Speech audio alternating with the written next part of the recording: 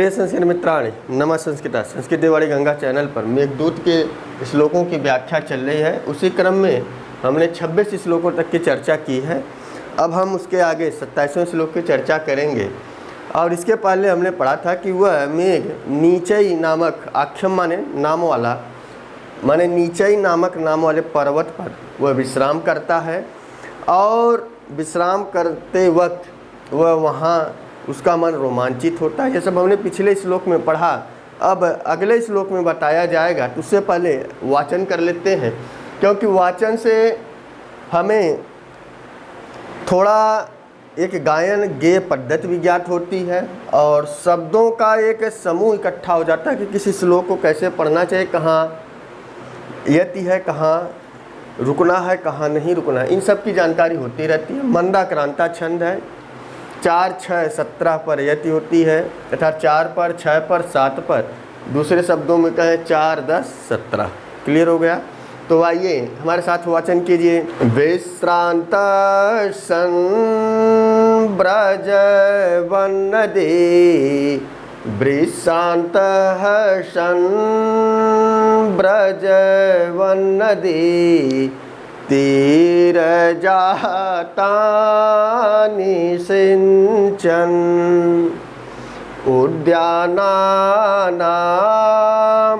नव जलकणैर यूथिका जालकानि गंडस्वेदा पनयन रुजा क्लांत कर्णोत्पलानां छायादानात् क्षण परिचतः पुष्पलावे मुखानां। तो इसमें बताया गया कि विश्रांत है। विश्रांत अर्थात वह इसके पहले के श्लोक में वह मेघ नीचई नामक पर्वत पर विश्राम करने के लिए कहता है कि तुम नीचई नामक पर्वत पर विश्राम करना, क्योंकि शुरुआत के श्लोकों में पढ़े हो कि खिन्न है, जब तुम थक जाना पर्वतों पर विश्राम करना। और छेड़ है, यह आपको शुरुआत में मिलेगा कि जब तुम क्षीण होना, दुर्बल होना तो नदियों का जल लेना, और जब तुम थक जाना पर्वतों पर विश्राम करना। तो जब वह मेघ अब थक गया तो इसीलिए किन्होंने उस यक्ष ने कहा कि तुम नीचई नामक पर्वत पर विश्राम करना। तो विश्रांत है, तो विश्राम करके उस नीचई नामक पर्वत पर विश्राम करके सन व्रज, जब तुम वहाँ से जाओगे, व्रज माने जाओगे, तो वन नदी तीर जातानी, उस जंगली नदियों के तीर माने किनारों पर, जातानी माने उगे हुए या उत्पन्न हुए, उस जंगली नदियों के अर्थात उस नीचई नामक पहाड़ों पर या उस नीचई नामक पर्वत के अगल बगल जो नदियां हैं, उन नदियों के तीरे जो उत्पन्न हुए हैं, उत्पन्न क्या हुए हैं? उद्याना नाम, जो उपवन उत्पन्न हुए हैं। और वह उपवन किसके हैं? यूथिका जालकानी, अर्थात जूही की कलियों से वह उपवन जो है सुंदर है, सुशोभित है, या जूही की कलियां वहाँ पर विकसित हुई हैं, खिली हुई हैं। उन जूही की कलियों पर नव जल कणई, अपने नए नए जल कणों से या जल के फुहारों से सिंचन, उनको सींचते हुए तुम जाना। जब तुम उस नीचई नामक पर्वत पर विश्राम करके आगे बढ़ोगे तो हे मेघ, तो उस नदी के किनारों पर माने जातान माने जो उत्पन्न हुए हैं, क्या जो उपवन उत्पन्न हुए, उस उपवनों में, उन बगीचों में जो जूही की कलियां उत्पन्न हुई हैं, खिली हुई हैं, उन जूही की कलियों पर नव जल कड़ई, अपने नए नए जल से, अपने नए नए जल के कणों से या नए नए जल के फुहारों से उन जूही की कलियों को क्या करना? सींचना। क्लियर हो गया? पहली और दूसरी लाइन का अर्थ पहुंच गया। अब आ जाइए, तो जब सींचोगे होगा क्या? देखो, नदी स्त्रीलिंग शब्द है, और मेघ जो है वह पुल्लिंग है। अब इसकी थोड़ी सी कल्पना दिखाई गई कि मेघ को नायक माना गया और नदियों को, वहाँ की लताओं को, वहाँ की कलियों को इन्होंने, कालिदास ने स्त्रीत्व का या कामनी का बोध दिया कि जब उनको अपने नए जल से सींचोगे या उनके ऊपर फुहारा करोगे तो गंड स्वेदा, गंड माने होता गाल या कपोल, जो उनके गालों पर, स्वेद माने होता पसीना, अपनयन, अपनयन अपनयन माने दूर करना, उनके गालों पर जो पसीने हैं उनको दूर करना, रूजा क्लांत उनकी पीड़ा को दूर करना, और कर्णोत्पलान जो वह कर्णफूल फैले पहने हुए हैं, पुष्पावली मुखाना, अर्थात यह विशेषण है, पुष्पावली मुखा नाम का यह विशेषण है कि वह वहाँ की स्त्रियाँ या वहाँ की जो कन्याएं होंगी, जो रमणियाँ होंगी, कामनियाँ होंगी, वह पुष्प वाली मुख के समान, पुष्प लावली मुखाना, और वह अपने मुख से जो कर्णफूल आदि उतारेंगी अर्थात मलिन मुख वाली हो जाएंगी।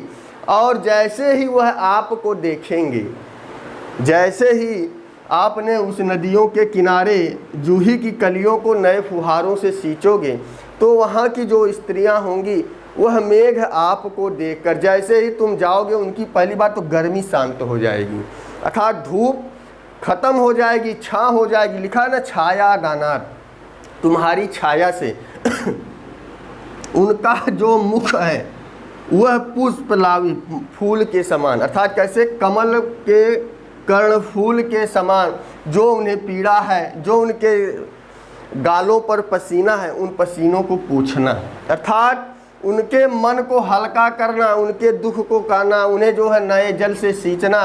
जब तुम उनको ऐसी छाया प्रदान करोगे, अर्थात जब उनके छत्र छाया में उनके पास तुम जाओगे तो क्षण परिचित है, थोड़ा देर उनसे परिचित होना, उनका हाल चाल सुनना, उनकी मन की व्यथा को सुनना, उनके गालों पर जो पसीने निकले हुए हैं उनको क्या करना, पोंछना। कहने का तात्पर्य उनकी गर्मी को शांत करना। तो आपने आप जानते होंगे कि हमारे संस्कृत काव्य में अभिधा, लक्षणा, व्यंजना 3 प्रकार के अर्थ होते हैं।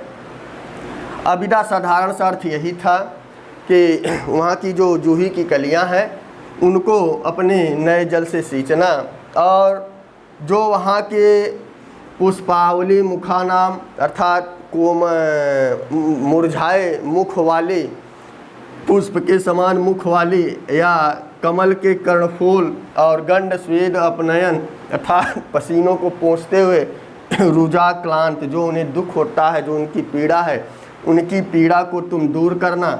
और दूर कब होगा, जब वह छायादानात, जब तुमसे वह छाया पाएंगी, जब तुम्हारी छत्र छाया में आएंगी तो उनकी यह सारी पीड़ा को दूर करना, और क्षण परिचित, और थोड़ा सा उनसे परिचय बनाते हुए व्रजह आगे बढ़ना।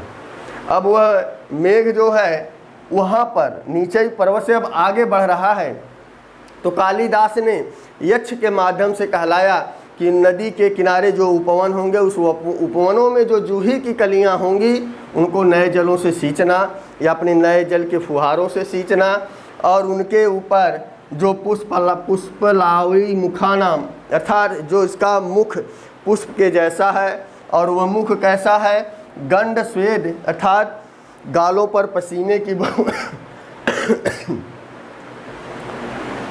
गालों पर पसीने की बूंदें को दूर करना, और रुजा क्लांता जो उनके रुज है अर्थात उनके रूहों को जो पीड़ा पहुंची है उनको दूर करना, कर्णोत्पलाना कमल रूपी जो कर्णफूल हैं, ऐसी मुख वाली स्त्रियों को तुम छाया प्रदान करोगे और उनसे थोड़ा सा परिचय प्राप्त करते हुए सन व्रजय, यहाँ से माने इस नीचई नामक पर्वत से आगे चले जाना। क्लियर हो गया। इस श्लोक का भाव यह रहा कि मेघ तुम जिस तरफ से जाओगे वहाँ पर जो नदियों के किनारे किनारे उपवन होंगे, उस उपवनों में जो जूही की कलियाँ होंगी, जो वहाँ पर स्त्रियाँ होंगी, उनके गर्मी को, उनकी मलिनता को, क्योंकि यहाँ पर मेघ को कामुक कालिदास ने बनाया और जंगलों में रहने वाले लताओं को, वृक्षों को, नदियों को उन्होंने जो है कामनी बनाया। तो एक बात क्लियर हो जाती है कि कामुक को देखकर कामनी का चेहरा खिल जाता है। उसी तरह जैसे ही वहाँ तुम छाया प्रदान करोगे, जैसे ही तुम्हारी मेघ की छाया पड़ेगी, उनका भी मुख उसी तरह खिल जाएगा। क्लियर हो गया? जैसे किसी प्रेमी को देखकर प्रेमिका का मन प्रसन्न हो जाता है, खिल जाता है, उसी तरह वहाँ की भी कलियाँ तुम्हारी छाया से खिल उठेंगी। तो यह श्लोक का भाव रहा। वीडियो कैसा लगा कमेंट बॉक्स में अवश्य बताइएगा। तो बस आज के लिए इतना ही। नमः संस्कृताय, शुभ संध्या, शुभ रात्रि।